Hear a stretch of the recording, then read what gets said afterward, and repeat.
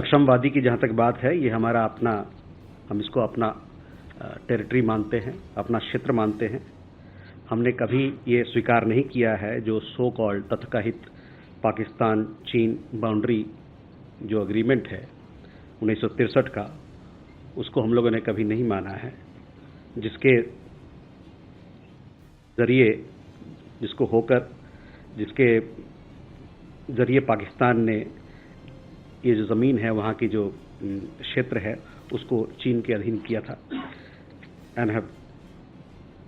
और हमने हमेशा इसका खंडन किया है। हमने अपना विरोध भी जारी किया है चीनी सरकार के साथ, चीनी साइड के साथ, कि आप जो ज़मीनी हकीकत है उसको बदलने की कोशिश ना करें।